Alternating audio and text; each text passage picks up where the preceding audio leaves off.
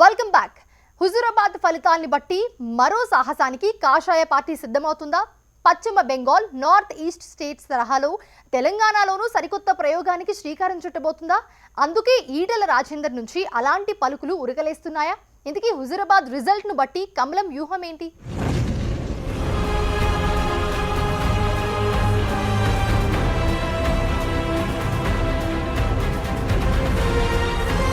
తెలంగాణలో బీజేపీ కొత్త ఎత్తులు వేస్తోంది. ఎలాగైనా టీఆర్ఎస్ కు ప్రత్యామ్నాయ ఫోర్స్ గా ఎదిగి వచ్చే ఎన్నికల్లో అధికారాన్ని చేపట్టాలని ప్లాన్ చేస్తోంది. అందులో భాగంగా హుజూరాబాద్ ఉప ఎన్నికను ఎత్తుగడగా భావిస్తోంది. తెలంగాణ రాజకీయాల్లో ఇప్పుడు హుజూరాబాద్ బైపోల్ పైనే అందరి దృష్టి పడింది. ఎలాగైనా గెలవాలని టీఆర్ఎస్ రకరకాల వ్యూహాలు ఎత్తుగడలు వేస్తోంది. ఇందులో గెలిచి జనంలోకి ఒక సంకేతం పంపాలనుకుంటోంది. టీఆర్ఎస్ కు ధీటైన ప్రత్యర్థి తామేనని చెప్పాలనుకుంటోంది. హుజూరాబాద్ లో గెలిస్తే మరో సాహసోపేత ప్రయోగానికి శ్రీకారం చుట్టాలనుకుంటున్నారు అమిత్ షా. హుజూరాబాద్ లో బీజేపీ గెలిస్తే ఈటెల రాజేందర్ ను మరింతగా ఫోకస్ చేయాలన్నది బీజేపీ ప్లాన్. ముఖ్యమంత్రి అభ్యర్థిగా ఎస్టాబ్లిష్ చేసేందుకు ఉవ్విళ్లూరుతోంది. కేసీఆర్ కు ధీటైన నేతగా జనం ముందు పెట్టాలనుకుంటోందట. రాష్ట్రమంతా ఆయనను తిప్పి కేసీఆర్ పై ఇంతెత్తున విమర్శలు చేయించాలని భావిస్తోందట. బీజేపీ ఈ దిశగా సంకేతాలు ఇచ్చినందుకే ఈ మధ్య ఈటెల రాజేందర్ ఇదే తీరులో స్వరం పెంచుతున్నారని కొందరు మాట్లాడుకుంటున్నారు. తాను గెలిస్తే ఒక్క హుజూరాబాద్ కే పరిమితం కానని రాష్ట్రమంతా తిరిగి అగ్గి రాజేస్తానన్నారు ఈటెల. కేసీఆర్ పార్టీని కూల్చేస్తానన్నారు. సావనైనా సత్తలు గాని మోకరి నడిపిద్దా మోకరి అని చెప్పి వాళ్ళకి మాట్లాడతాను. 30వ తారీఖు ఎన్నికల తర్వాత 2వ తారీఖులో రిజల్ట్ వస్తుంది. 2వ తారీఖు తర్వాత తెలంగాణ వ్యాప్తంగా అగ్గి పెట్టే ప్రయత్నం చేస్తాడు. కేసీఆర్ పార్టీని కూల్చే ప్రయత్నం చేస్తాడని చెప్పి చెప్తాను.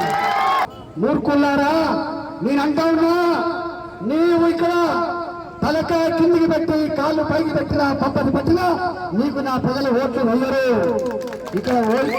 ఇక్కడ నా ఆడపిల్లలే, మా అన్నలే 18 సంవత్సరాలుగా నన్ను కడుపులో పెట్టుకొని కాపాడుకున్న వాళ్ళు, నన్ను గుండెల్లో పెట్టుకొని సాదుకున్న వాళ్ళు. కాబట్టి నీ సారా సీసాలకు, నీ డబ్బు సంచలకు, నీ బెదిరింపులకు, నీ పోలీసు రాజ్యానికి భయపడే హుజూరాబాద్ కాదు, ఇది చైతన్యవంతమైన హుజూరాబాద్. విన్నారా? ఇది ఈటెల రాజేందర్ మాట. హుజూరాబాద్ లో గెలిచి రాష్ట్రమంతా టూర్ చేసి కేసీఆర్ పార్టీని కూల్చేస్తానంటున్నారు ఈటెల. అంటే ఈటెల రాజేందరే స్వయంగా మాట్లాడుతున్నారా, లేదంటే అధిష్టానం సూచనల మేరకే అలాంటి వ్యాఖ్యలు చేస్తున్నారా? కేసీఆర్ కు ఆల్టర్నేటివ్ లీడర్ గా ఈటెలను ఫోకస్ చేస్తే మరి బండి సంజయ్ పరిస్థితి ఏంటి, కిషన్ రెడ్డి సంగతి ఏంటి వంటి ప్రశ్నలు రైజ్ అవుతాయి. అయితే వీటన్నింటికీ బీజేపీ దగ్గర రెడీమేడ్ స్ట్రాటజీలు చాలా ఉన్నాయి. పశ్చిమ బెంగాల్లో తృణమూల్ కాంగ్రెస్ నుంచి శివేందు అధికారిని బయటకు లాగేసి మమతా బెనర్జీకి ప్రత్యామ్నాయంగా ఫోకస్ చేసింది బీజేపీ.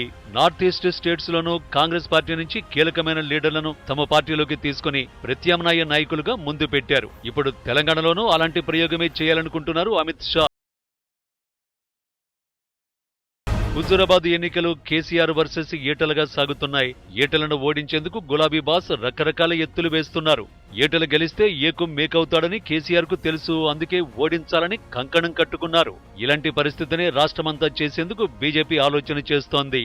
హుజూరాబాద్ లో గెలిస్తే కేసీఆర్ కు ఎదురొడ్డి గెలిచాడన్న పేరు ఈటెలకు వస్తుంది. కాబట్టి అసెంబ్లీ ఎన్నికల్లో సీఎం అభ్యర్థిగా ఈటెలను ఫోకస్ చేస్తే ఎలా ఉంటుందని మేధోమథనం చేస్తోంది.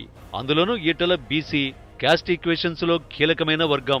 ఎన్ని రకాలుగా చూసినా ఈటెల భుజాలపై తుపాకీ పెట్టి గులాబీ బాస్ పై గురిపెట్టాలని భావిస్తోంది కమలం. అయితే కండిషన్స్ అప్లై. కేవలం హుజూరాబాద్ లో గెలిస్తేనే. చూడాలి.